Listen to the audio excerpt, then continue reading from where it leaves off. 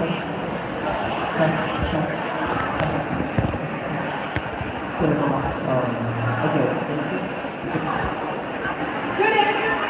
everyone.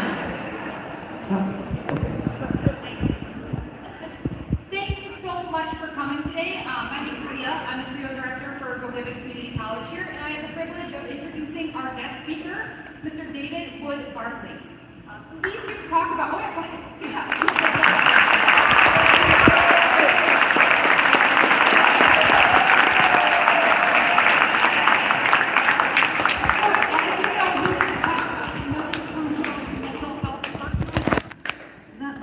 Personal experiences from a unique perspective. So with that said, mental health, right? That affects all of us, whether that's directly or indirectly. So some of the topics he's going to cover are going to be very sensitive, very raw, and maybe at times triggering. Okay? So we want to assure you that if something comes up and you're uncomfortable, something triggers you, you need to step out, please do so. We have Mackenzie. She's our amazing counselor here at GCC right there, right? So if you guys step out, she's going to touch base with you, make sure you're okay, connected to any resources we can.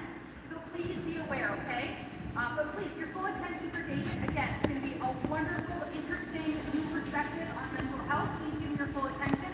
One more round of applause as well.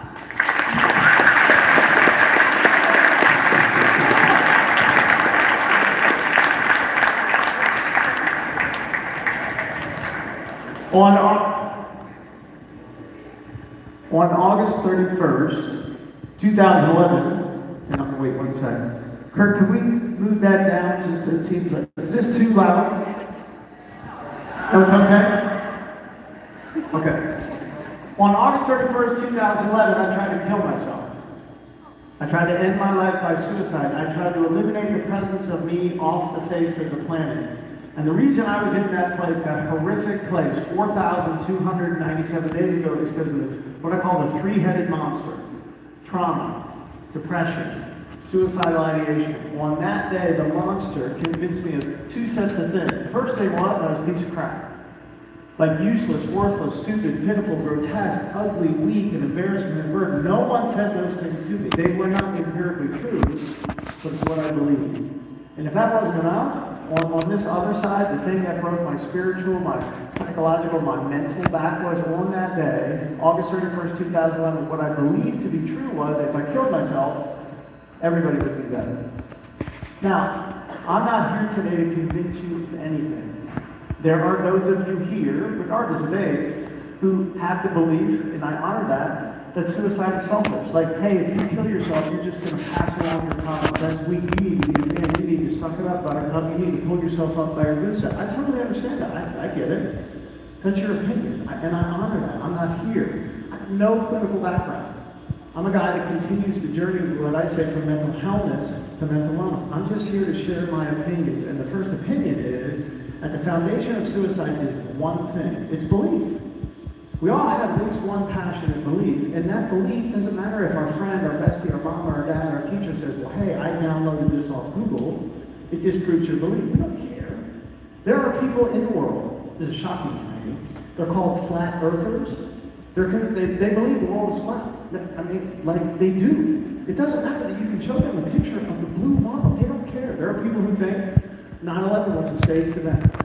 There are people who think Sandy Hook, the nightmare, all those years ago when a monster came and murdered all those elementary school children, the real little ones that know that wasn't true, that the children and the parents are actors. I don't believe any of those things, but the reason I share those is it sets up, that's the power of belief.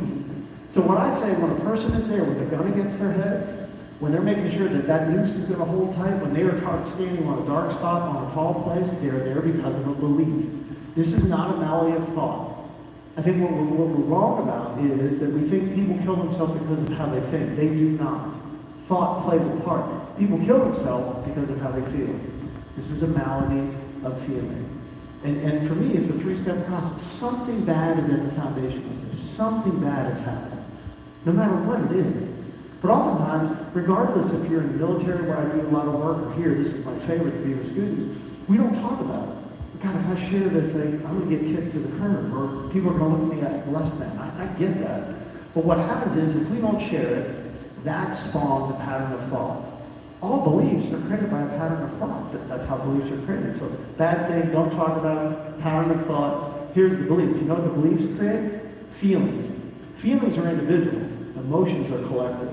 Emotions in that place that I was at August 31st, 2011, they are running quick, far faster than my thought. People kill themselves because of how they feel based upon a belief. I believed this. I believed that. So here's this day. My former wife and I are living about 2 hours east of San Francisco.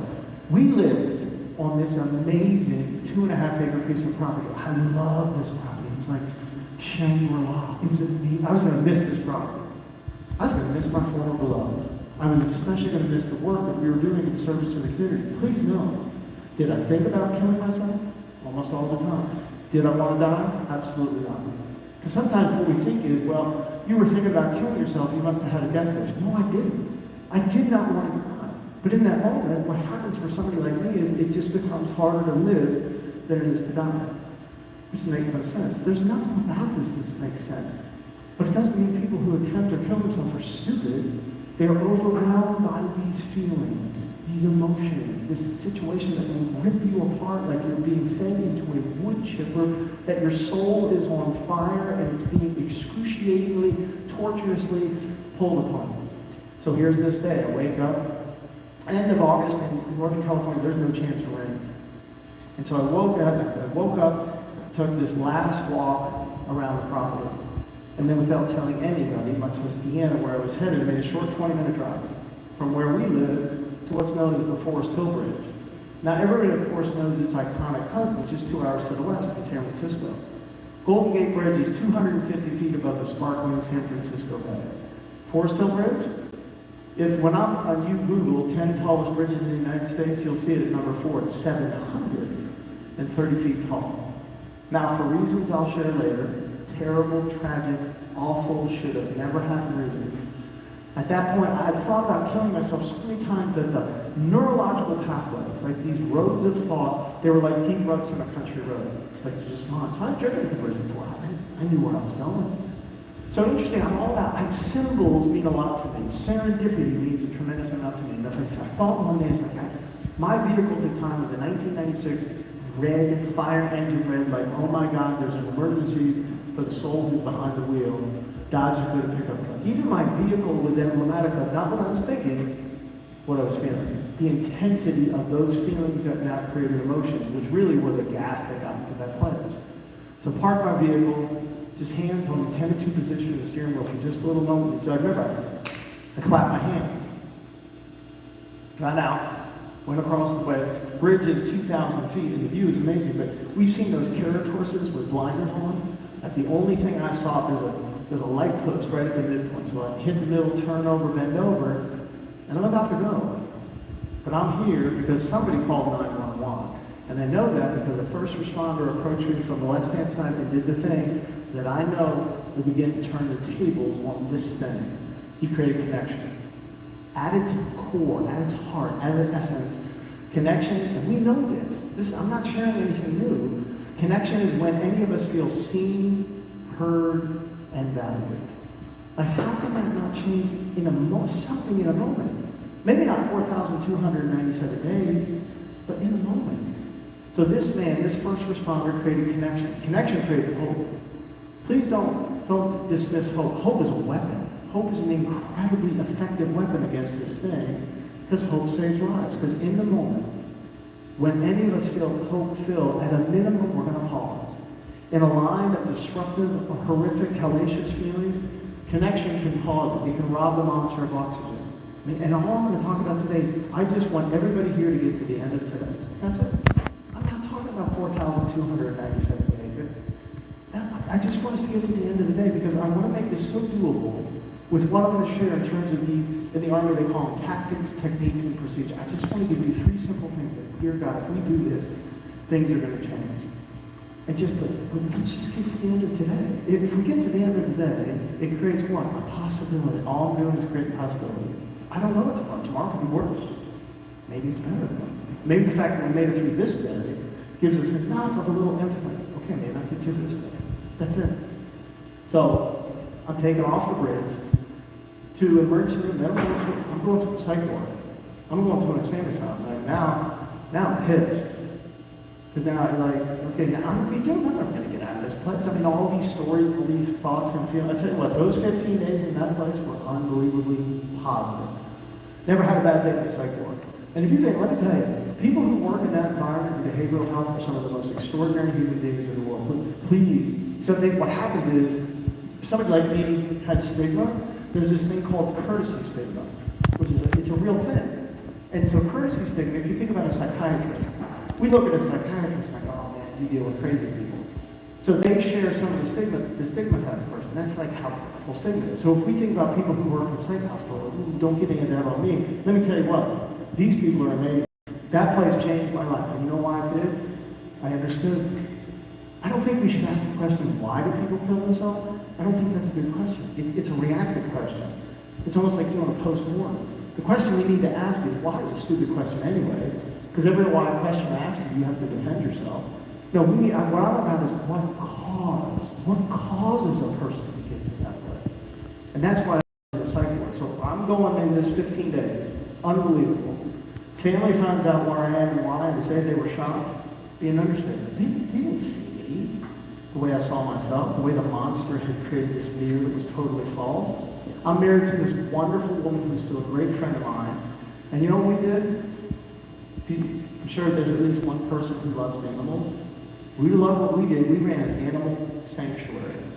Sanctuary is called the Chance for Bliss, home to as many as 100 at any one time. 25 horses, 23 dogs, 9 pot-bellied pigs, goats, sheep, ducks, geese, bunnies, birds, turtles, and fish. No snakes. And because my former wife, God love her, you want to talk about the mama bear?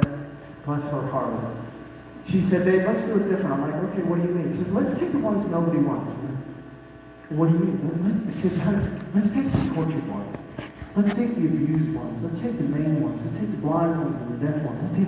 Let's take the old ones. Let's take the dying ones. And that's what we did. No adoptions. You came as an animal, you stayed. Short period of time, long period of time. We are in the rescue vernacular of forever home. We did great work. Dear God, we did amazing stuff. I give her all the credit. And on June 2nd, 2010, we were the cover story in the life section of USA Today. I did not fit the image. You would have never in a million years knew the extent that I was suffering. And the other thing, I had no signs. And I think one of the most excruciatingly painful things that happens in the aftermath of an attempt or a completion, we think, what did I miss? When I tell you, you miss nothing. People like me, we are great. We could be right in front of you. You have no idea because the monster says, hey man, if you share how you feel, you're going to be like the animal that didn't kick to the curb. It's not logical. Belief, feeling, this thing, that's what we have to create a way. I will show you one potential way to create a different possibility. Nobody knew. Nobody necessarily. It wasn't anybody's fault. And just but 14 short months after being in USA Today, there I was on a dark spot, on a tall, tall bridge, like one heavy thought, away from killing myself. Connection. I am here because of connection. I still suffer. It's not no, it's suffering. I still think about killing myself. Maybe I will for the rest of my life. You know what the difference is? It's a day. I know what to do to get to the end of the day. And if I get to the end of this day, I can get to the end of the next day. But I can also share with you what it's like, which I don't believe in silver lining per se, but because of other people, like Mackenzie here, I can leverage the experience to create meaning of something of value. And so here's what I want to share. 3 things, 3 potential things we can do differently. Like, what does it feel like? Like, what did I discover in that 15 days in that extraordinary place? It was like a cathedral to me because of the relief it gave me. What was the cause? What do I do? And then what can we do? What are the tangible, like, let me have it. When you leave here, you will have 3 things in your hands. You won't see them, but you have them, that you can create connection any place, anytime, anywhere you go. And the more hope we create, the more experience we have of being seen, heard, and valued, things will change. I don't know when. I don't know the numbers. I just know that it will make a difference. So first thing, what does it feel like? Some person said, depression must surely be the first cousin to hell on earth. But now let me tell you what a second grader finally gave me the words to be able to distinguish depression and sadness. Because a lot of kids, oh, you're depressed and you're sad. No, let me tell you what, sadness is easy. And so one day I was working with kids, and I don't talk about suicide, I talk about emotions and feelings and how to express them. And these pictures of the sanctuary and the animals and everything else. And I had this thought, I don't know if I should ask the question, but here goes. I said, does anybody here know the difference between sadness and depression? Little one front row. I ignored him. I don't want to embarrass him. Like, there's no way. Man, it's fine. I'm doing this. And I said, okay, son, what's the difference? He said, yes, sir. When I'm sad, I know why. But when I'm depressed, I don't. Wow. And then he said, yes, sir. The thing that really scares me. And I said, what? He says, when I'm sad, I know it's only going to be a certain period of time. But still, when I'm depressed, I don't know when it's going to end. I had to hug him. I'm like, God, love you, sweetheart. That's exactly right. That's what this thing is, man. You just come up. There are days it is so bad. Even now, a month ago, I open my eyes, and I'm like, why didn't I just die? It'd be so easy on my family. Just, he died in his sleep. Then wake up and you feel like everything is dirty. Like, it's not really dirty, but it feels. Remember, this is not about thought, it's about feeling. Like you don't want to touch anything because it's just like, I'm not germophobic, but like, it must be dirty. Like, there's like, it's not rose-colored glasses, it is the other type of glasses. Like, nothing looks good. Food that I ate yesterday, it's acidic, I can't even tell. The song that I heard yesterday that I love, it's like screeching, it's like fingernails on Skype. It is overwhelming. It is, we've all done this as a brother or sister, and we've laid on top and they say, get off me, get off me, get off me. That, you feel like there's a weight. Like you can't breathe. Like you can't breathe. It makes no sense. People looking like, you were okay yesterday. What happened? I don't know. I don't know what happened. I'm not sad. I don't know why. I don't know. And because you can't see it, people can't understand. I'm just trying to add some small element of understanding. And you live at this. When I woke up a month ago, the first thought that I had was, I'm inferior to the world. Like I have no value. Now, I'd like to think I'm a reasonably good human being. I mean, I took care of dying animals for a long time. Pretty good guy. I could go around and share my story, and I have some that, like, I feel like I'm just totally worthless. Like, I have no value whatsoever. None of this makes sense, but it is so overwhelming. And my beloved family now, it breaks their heart that I can look in the mirror and see these things. And ultimately what happens is, you just can't do it anymore. I can't do it. I don't want to die. But it becomes harder to live than it is sometimes. It's just like, how can that ever be? Well, let me give you the words of somebody else. I am now the most miserable man living. If what I were feeling were equally distributed to the whole human race, there would not be one cheerful face on the planet. Whether I shall ever be better or not, I do know. I worry that I won't. To live or die, it appears to me. Abraham Lincoln, 1841. Now, I don't think we'd say he was a winner. Now, isn't it interesting? 16th President of the United States. How does the quote start? It wasn't what he was thinking. If what I were feeling. How does the quote end? To live better or die, it appears to me. In other words, what he's saying is, I'm worried it's becoming harder to live than it is to die. Please, I did not lose my will to live. I did not lose my resiliency. What I lost was my want. And that's two entirely different things, because we look at, and I honor your opinion if you feel this way, that people who get to that point where you just become weak-minded. That's not my opinion. And when you're in that place, you lose hope. We have one non-rescue dog at the sanctuary. Little Boston Terrier. I'm obsessed with Boston. I've had 40 that I've taken care of.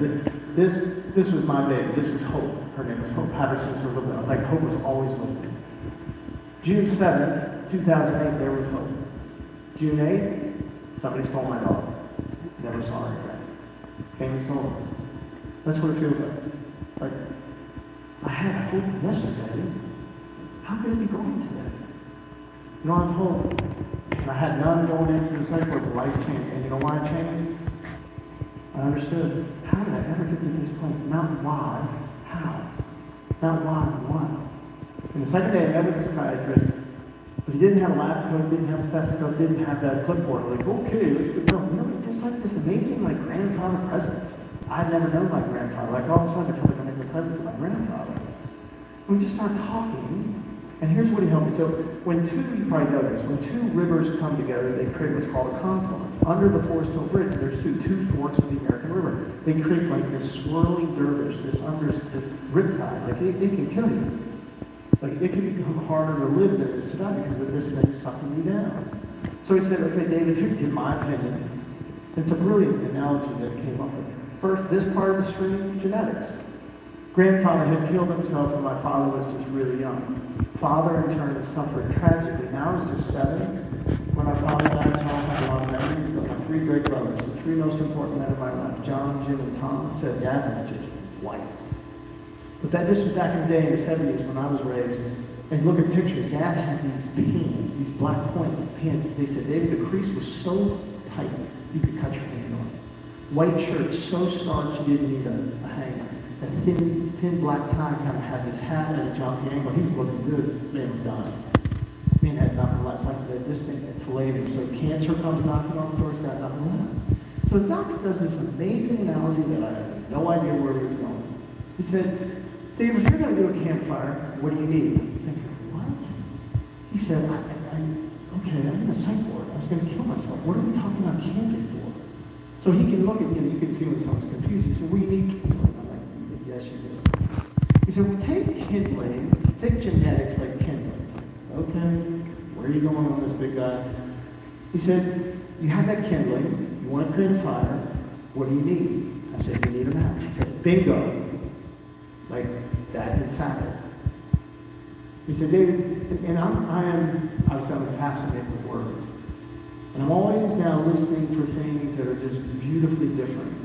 And so here I'm at a psych hospital, I'm in the presence of a psychiatrist, and here's what he said. He said, David, it breaks my heart that my opinion is, not that I know, opinion, very humble, that matches trauma.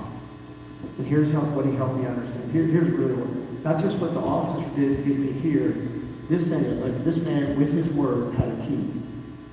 And here's the first key was to let me understand that the fact that I lost my father at 7 was something that could still impact me, which at 48, like, come on, man, that happened 40 years ago, like, get over it, like, be a real man.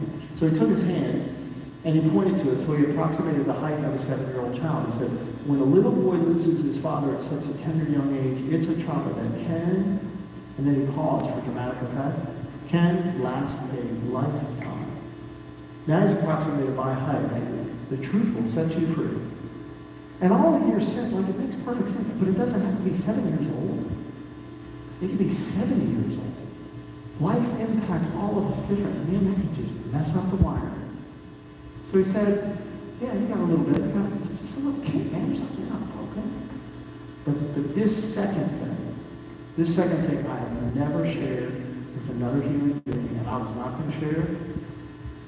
I hope, I pray that at least once in your life, you are in the presence of a human being that is so amazing that before maybe you can give a conscious thought, like you can move past your hesitancy, maybe your commitment never to share it. That I went on to share that when I was 11 years old, I was brutally tortured and sadistically sodomized and raped and subjected to horrific things on multiple occasions at the hands of a Boy Scout leader. And every time the monster did those things to me, ripped my soul apart, ripped my body apart, ripped my being apart, he was very clear to say, now don't forget, these are initiations, we're almost done, but remember, we never talked about it. And so I never talked about it. I kept going to meetings, it kept happening again. Now in response to something, you can fight, or you can freeze. I froze. Which, for a small 11-year-old child, in comparison to this thing, it was the appropriate thing to do. I tried to fight back, I probably would have been killed. But the older I got, it's like, you know what? You're a win. The monster said, real man would have fought back. Real man, like, no, you know, right away. I did none of that. So I shared this, and I don't know if you've had the experience where you said something, and in the moment you said it, you want to pull your words back. I want to pull the story back. I am crying now so hard, I can't breathe.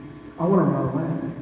I don't know what to do. Like, this is 1,000 times worse in terms of an emotional overwhelm than it was in that moment on the bridge.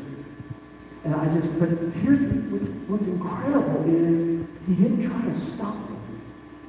And I'm emphatic about this because until we get this hurt out, we're not going to make any difference. Lady Bird Johnson said, people need to be given the opportunity to hurt out loud. I'm saying it's easy to be in the presence of a brother, a sister, or a bestie, like, to let them cry and moan. But until we give them that space, nothing's going to change. Because we've got to get this out. If we don't, we can't get down to this. What is the cause? And he just let me be. It was awful in terms of the intensity of the emotions. And when I stopped, when I finally was like, and I am so tired, and my head is down, and here's what he did. He reached forward and took my two hands in that place. In the most, I'd never had, it wasn't creepy, it was just like, I was like, look at the grandfather. I never had a grandfather. And he said, David, and I looked up, I could hardly see him because there's so many tears in my eyes, and all he said, 4 words, said, it's not your fault. Well, I'm here. So that was my cause. It's not everybody's cause. That was my cause. And to understand it. And for me, it breaks my heart that I think it is this thing called trauma. But part of what I want to do, and I think he would agree with me, I never saw him again, is that trauma is not just one thing.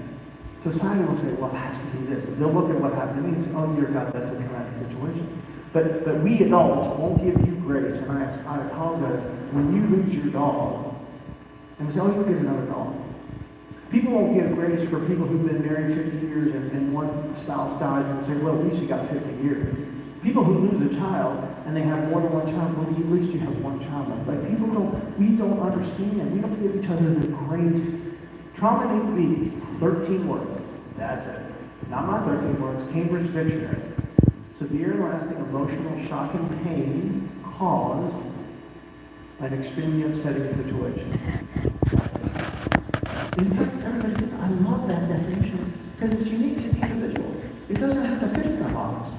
And until we, each other, parents, it doesn't matter the age difference, until we give each other the grace to understand, all it has to be is an extremely upsetting situation. It's not like, hey, no, it's not. Because here's the thing, we're not giving each other the chance to talk about it. But what happens? Something happens, something bad, don't talk about it, pattern of thought, there's a belief, you're done. I can't do this anymore.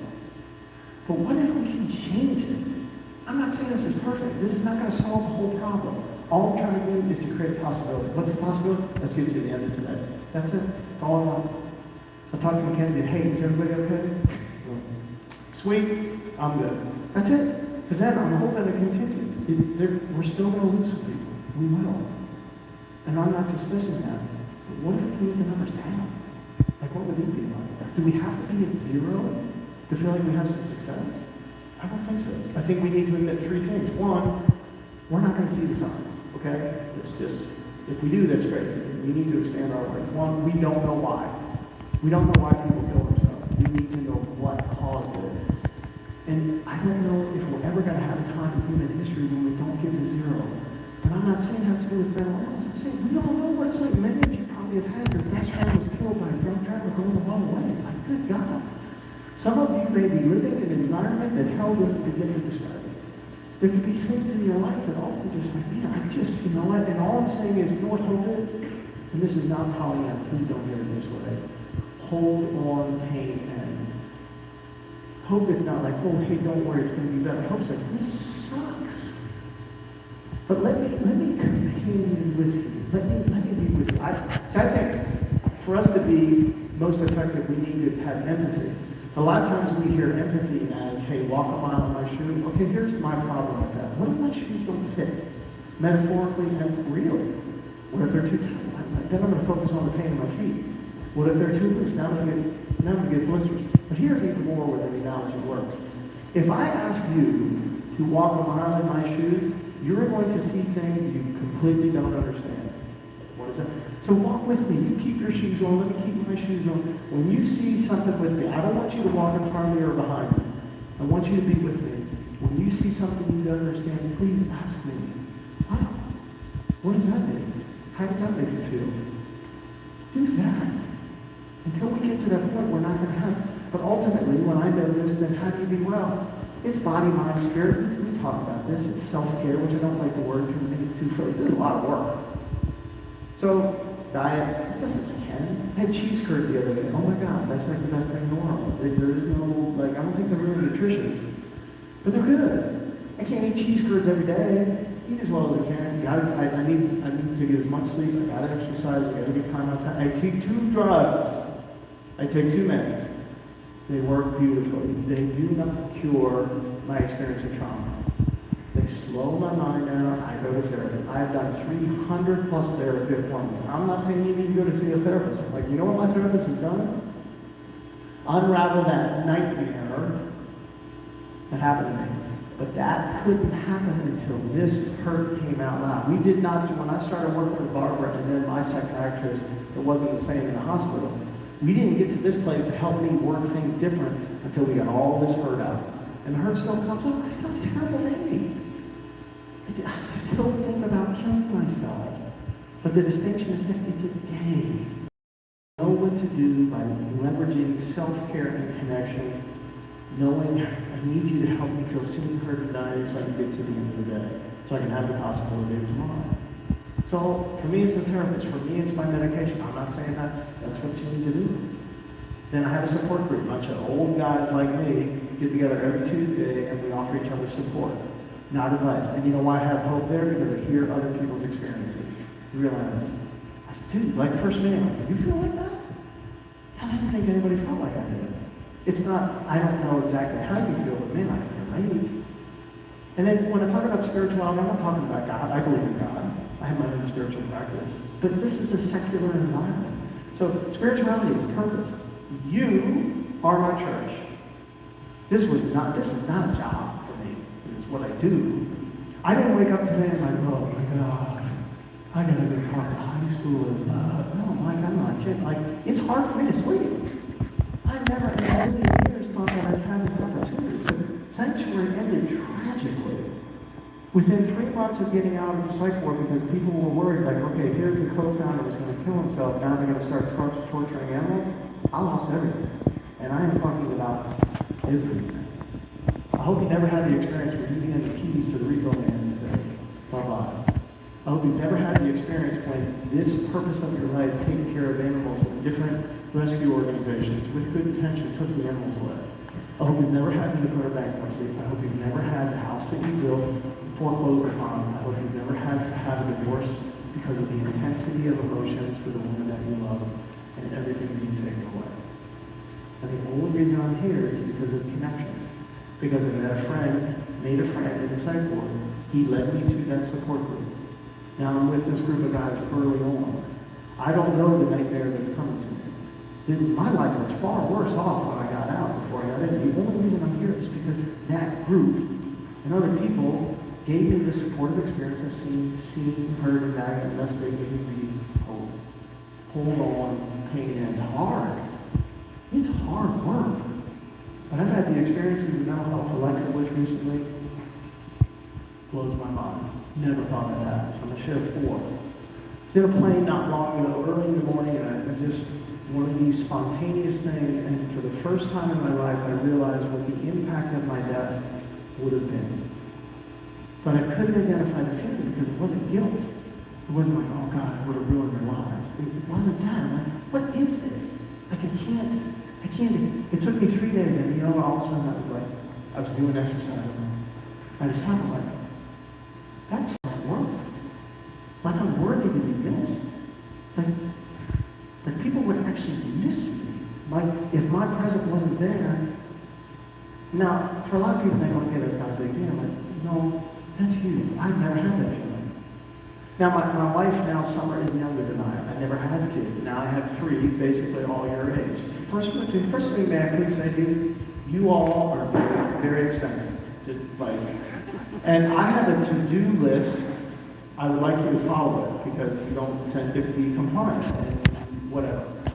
And these 3 souls, Etha, Bella, and Grace, have changed my life and humbled me in ways that I was coming here and my middle daughter said, she was giving me a hard time. She says, you know what, David? She said, you don't talk about anything inspirational at home. So recently, okay, first I realized, wow, what the impact of my death would be. Second thing is, I said, I can actually think, I can imagine myself being a grandfather. Like, okay, that makes sense. Like, yeah, you're talking about now, I'm projecting like 20 years in the future. Okay, that's a huge deal. Like, I'm imagining myself being alive in 20 years. That's huge. And then most recently, I was on a plane coming here, and I was just about to take off, and all of a sudden, I had this feeling that came my way, or this knowing that came my way, this really disturbing feeling, like how much my family needs me. And the feeling, this image was of Summer, my wife, just shrieking and screaming because I had died. Maybe not by suicide, but in a car crash. I mean, I don't want to get off the plane. Because it was not that when I was angry, I was just like, oh, so, and I shared that with Summer, like, I get it. Because she has been telling me that for so long, like, I get it. Like, I totally understand it. That it has been a hard journey. It will continue to be. But to have those three things, and this last one was probably most important. A friend of mine said, hey, do you still think about killing yourself? And I said, I do. She said, do you think you always will? And I said, yeah. And then she said something, and I answered so quick, didn't come here, it came here. She said, do you think you ever will kill yourself? And I said, no.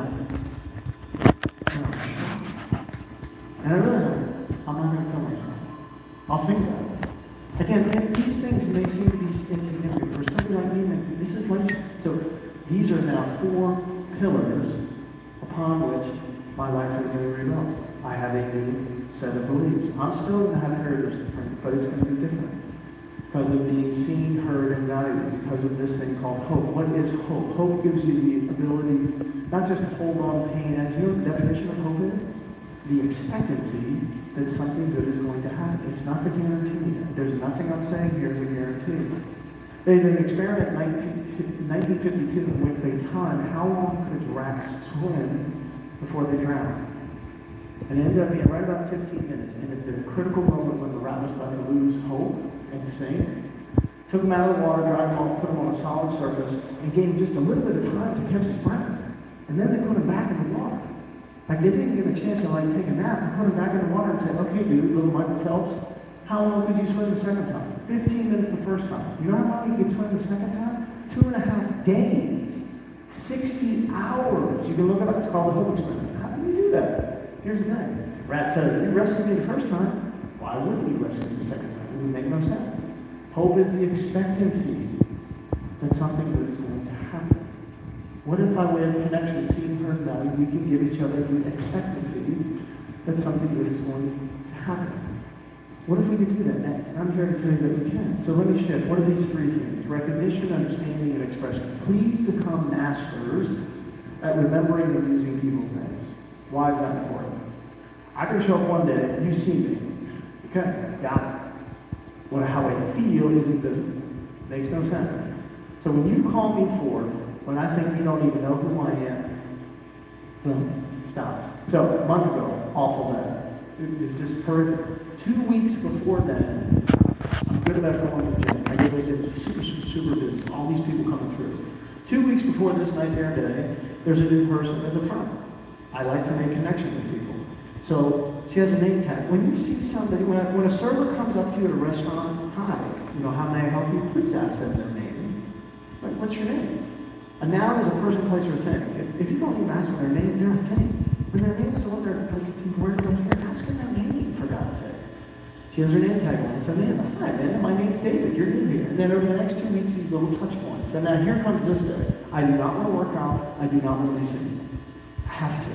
I gotta get out. So I'm going to the gym, and it's like, it's so hard. Like just to get behind my damn car. My calciums feel like they're 1,000 pounds. So I walk up, and I know different people. I create what are called micro relationships. These people, I'm not going to go out to dinner with them, but it's still an opportunity for they, because it's the reciprocity, the connection to feel seen, heard, and valued. So I go and I'm like, dear, no, please don't let it be somebody I know. And I'm like, oh, thank God, it's Amanda. She doesn't know who I am. I'm the goofy guy that this. I mean, she is literally, in 2 weeks, she's probably seen 1,000 people. I'm like, oh, thank God. So my head is down. My eyes are just barely open, and I'm watching for the heels of the person in front of me to move, so I know it's my turn to put my card up to be scanned. So I move forward, put my card up. Before my card is scanned, here's what I hear. your name is David, right? And she said, oh, I'm so excited to see you. I'm like, why would you? I said, why are you excited to see me? She said, I wanted to thank you. I'm like, why would you want to thank me? She said, and she got teary. She said, you were the only person in all the hundreds of people that I've seen, the only person that has remembered my name and taken the time to use my name every single time. And she said, I promised myself, the next time I saw you before I scanned your card, I would remember your name. She had no idea. You will do that for somebody, I swear to God. You won't know it. Take it from me. And so by the time, like I walk into the gym, man, I am like one of those things that didn't come to the sanctuary. But here's the thing, hope never fails to raise you up one point, always does. So these other people then that I know to some degree, so Amanda and I'm moving up. End of the day, like end of the workout, that's a neutral man. Would I kill myself if Amanda didn't remember my name? No, I wouldn't. But what did she do by that? She took this whole potential of suffering just away. Like the day could be a freaking nightmare. Because one person created this space for me then to have additional spaces to feel seen, heard, and valued. You will do this, whatever method, use your phone. Please, please, please practice this. Please don't say, oh, no, good. Yes, you are. How many lines of movies and books and poems and formulas that you can just practice, please. It can change people's lives. So, second thing. Human behavior makes no sense. Like, dude, why are you up here shaking a can? I don't know. Maybe I want some to drink. Maybe not. Maybe it's not special. So life can really do you stuff, right? I mean, it can. Now, a lot of times, though, if you see that's a person, you have no idea what they've been through. Let's just say in this case, this is me. Let's just say in this case, this is me on August 31st, 2011. Now, the officer who approaches me, who never touched me, and yet here I am, he knows, okay, this dude, he's not like his feelings are hurt. No, he's got to be in a very stressful situation. He must be very shaken up. Please do what he did. First step, came up and says, hey man, hey brother, I'm so sorry you're in this situation, which was such an extraordinary statement. People say, I don't know what to say. Say you're sorry. You didn't do anything, but it's empathy. I am so sorry you're in this situation. That could be the single best thing you could ever say. He said, man, he said, I get a sense you're really suffering, which again is such a powerful statement, because when you say that, you are indicating to a person that, this has got to be bad. Then he said, man, if I had to guess, I'm just thinking, if I had to guess, he said, hey, brother, if I had to guess, you're probably feeling depressed. First question. I'm hanging off a 730-foot tall bridge. I am obviously very shaken up, or I would not be there. First question. Would you please tell me, hey man, what does it feel like when you're depressed? This is a deal. We know, like, if I give it to my brother here, like, hey bro, when you open this up, like, hey man, step back, right? So, like, the question is so powerful because understanding is a destination. You can't just, like, I can't just understand. I gotta use curiosity. Say, hey man, what does it feel like when you're depressed?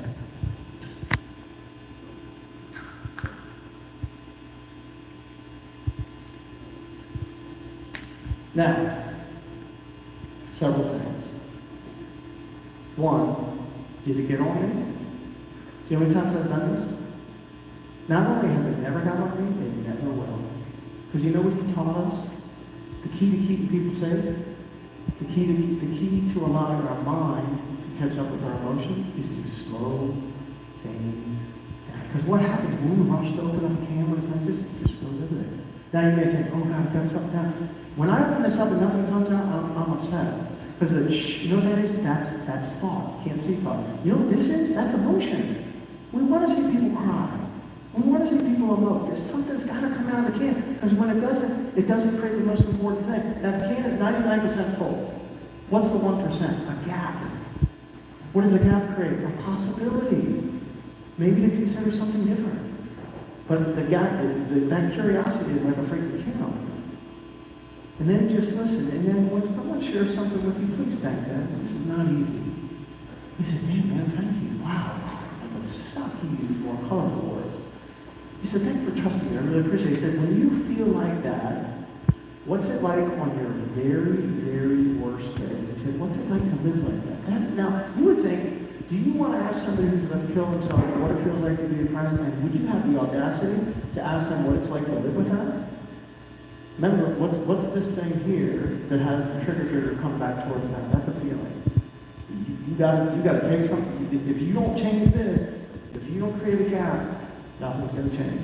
You got to let some of that hurt out. Is it perfect? Absolutely not. I can tell you it works. I'm not the only one. And then what he didn't say is, hey man, you seem like a nice guy. Hey, people must love you. Hey man, don't kill yourself because you're going to ruin people's lives. Okay, is that true? Absolutely. But society has this unreasonable expectation that I'm going to unravel 48 years of hardcore belief in that moment. That ain't going to happen. Why? Because the can's full. You at least got to give me the possibility, like, let some of this out. You got to let some of that pressure out.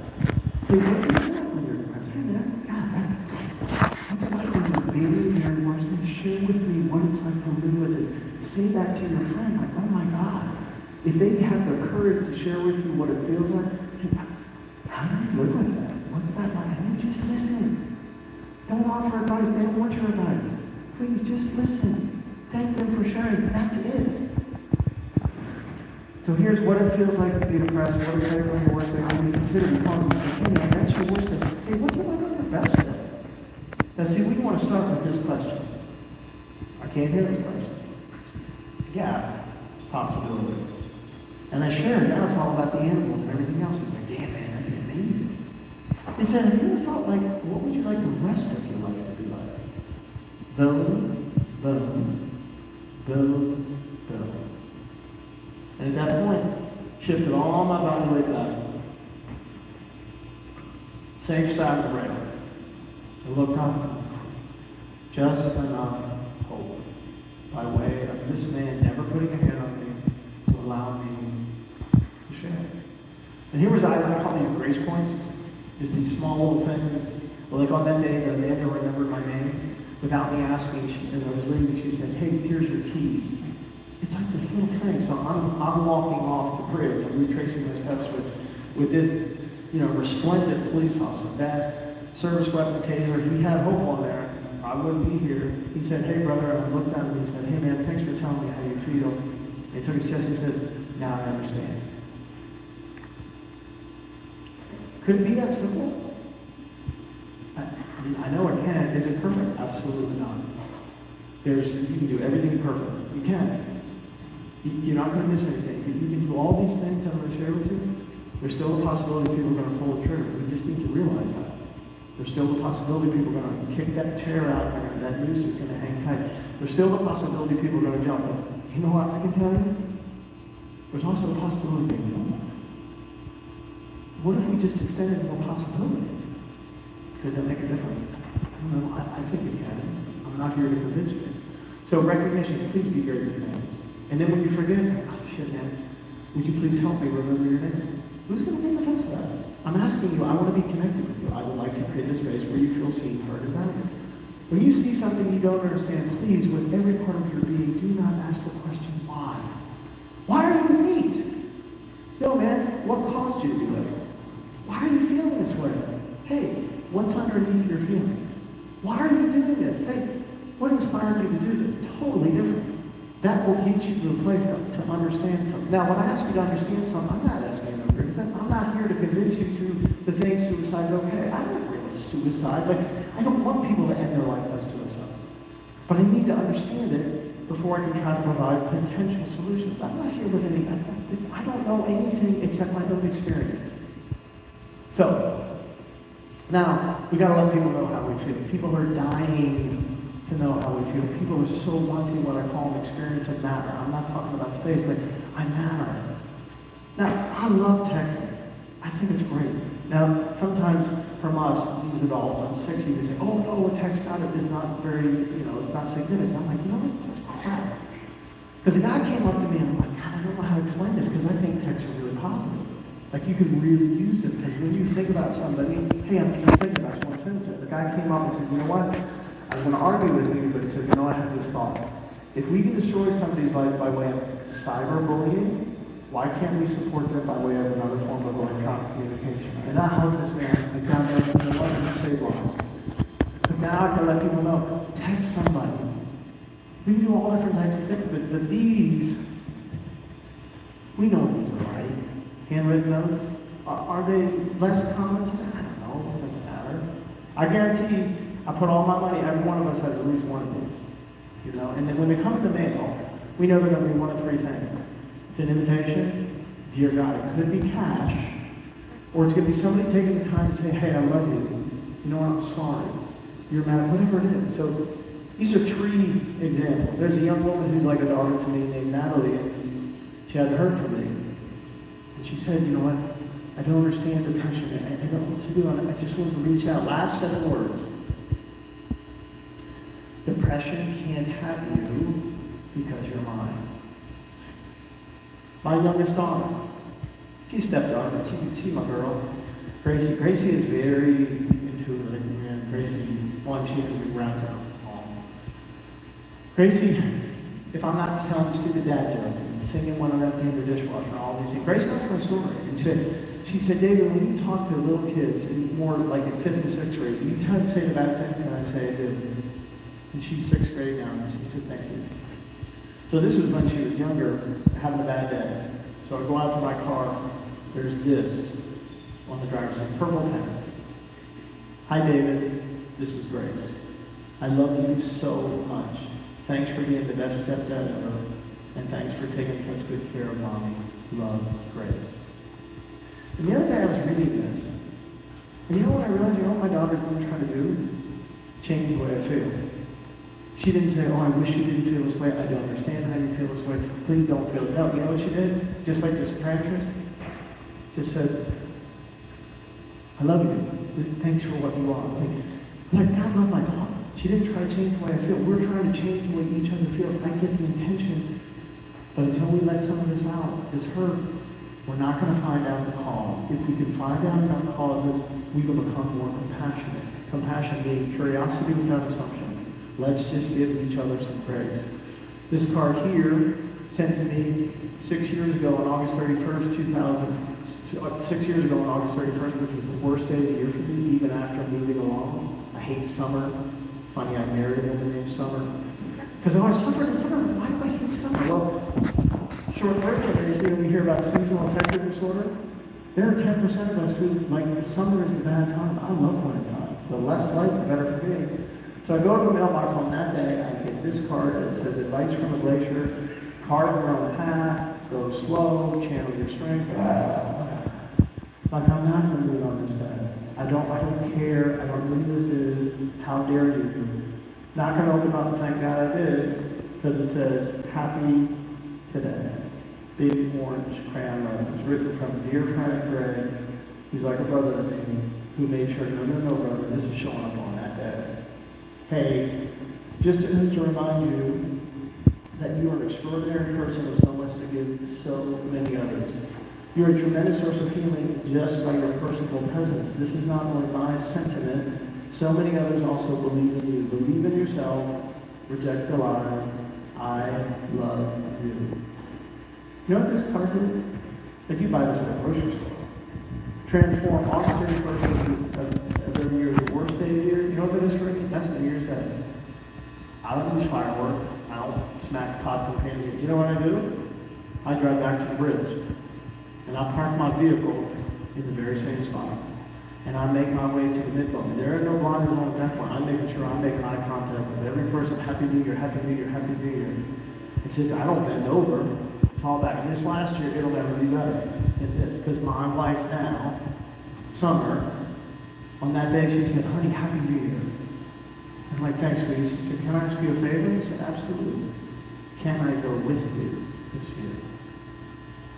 And she said, may we make a stop? I'm like, absolutely. She comes out, she has 7 balloons. I'm like, honey, what is that? I said, well, baby, the red balloon is you. And the 6 white ones are the people who now I give the fight. And so we walked hand in hand to the middle, in the exact opposite of what it was like all those years ago.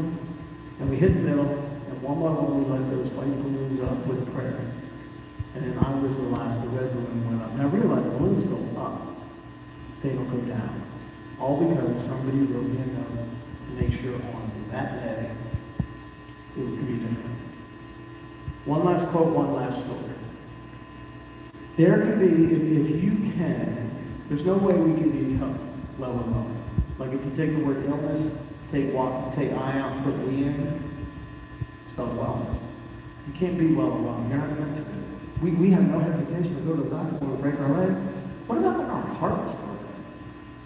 What about that? So what I'm saying is if you can have things happen to you that are so unbelievably amazing, you can't even describe it. So I work a lot with the Army.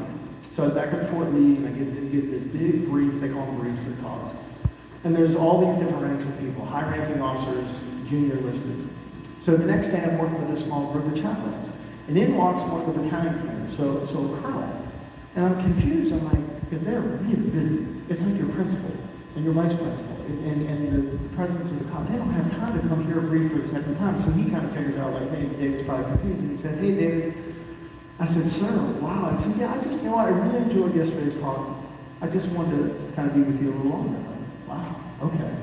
So he was getting ready to leave, and he said, hey, David, would you come to my office? I'm like, absolutely, sir.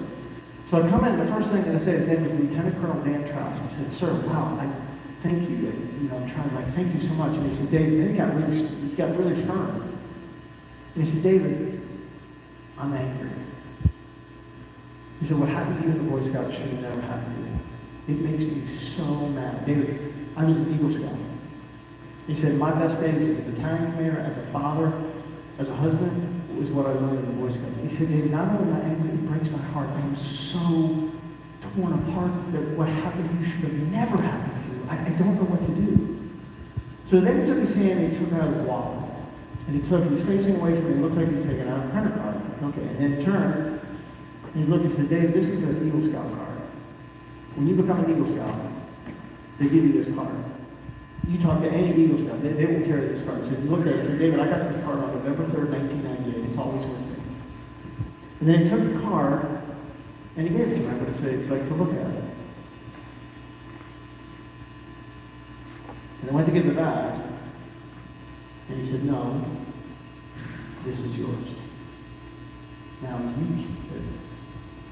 You deserve it. Now this man had carried this card for 24 years. I have talked to Eagle Scouts since that they all have this card. He wanted to do something. He wanted to do something, so I felt Cindy heard it out. He didn't know what else to do to try to soothe my soul. So he gave me one of the most priceless things in his life. He said, no, now you keep it. I've had it for 24 years. You earned it. And the reason I share this story is just to talk about the greatness of humanity, and also to say, dear God, please, please, please. If something has happened to you that you've never shared, it is not your fault. We all make mistakes. We do stupid things. It is not sentence you to a life of suffering and hell. Somehow lean on each other and give each other the experience of feeling seen and heard, and that hold on, pain can end, and you can have something like this. These, my relationship here now, these allow me to have days. It's no longer weeks. These allow me to have these points. I'm a beer granddad. I realize now how much my family needs me. I realize now if I die, what the impact would be. I realize that I'm worthy. It has taken a long time to get there, but this is now where my life is.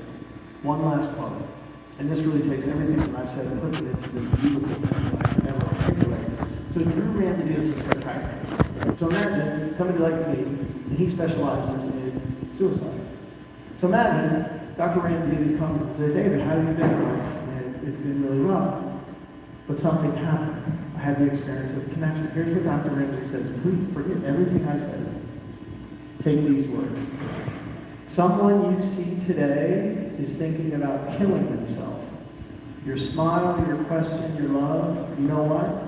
It could save them. You know how I know? They told me it did.